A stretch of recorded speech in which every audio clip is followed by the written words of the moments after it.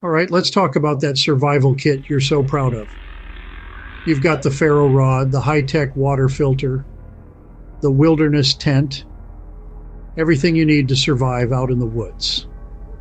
But what happens when the disaster isn't out there?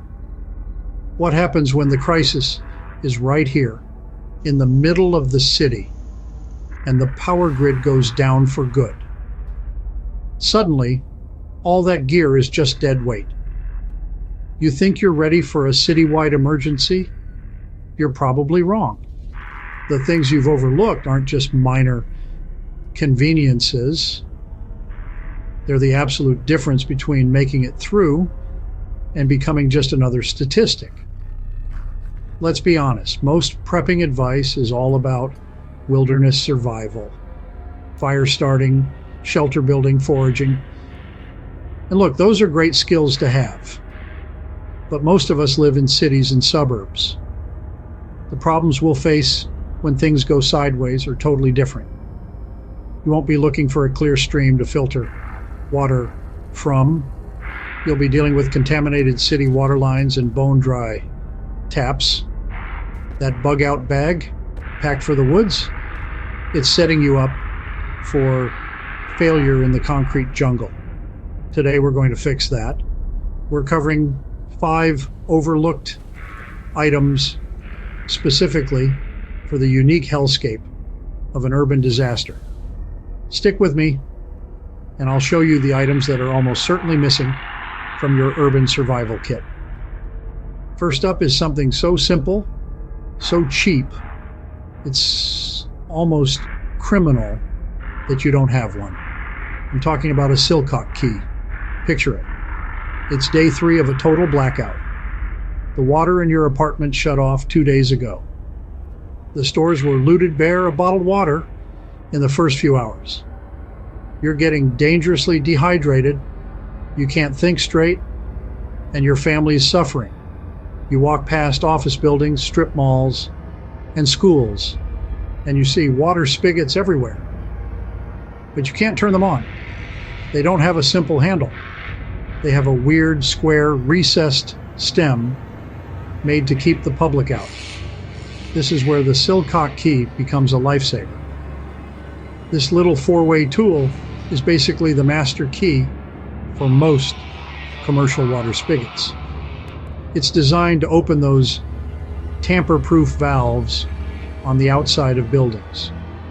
While everyone else is fighting over dirty puddle water, you can quietly and discreetly access the gallons upon gallons of clean water still trapped in the plumbing of those buildings.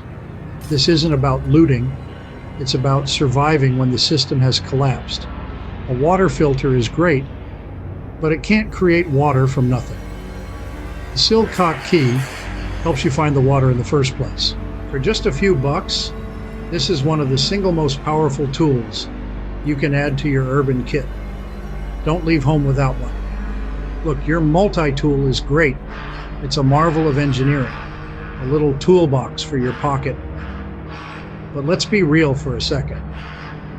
When you're facing a real urban obstacle, that tiny little pry bar on your multi-tool is a joke. It's going to snap and you're going to get hurt. For real urban survival, you need item number 2, a solid 15-inch steel pry bar. Think about it. A fire has blocked the main exit to your building. Or maybe you need to get into a locked storeroom for food or medical supplies. This isn't a job for a keychain gadget. You need real leverage, real mechanical advantage.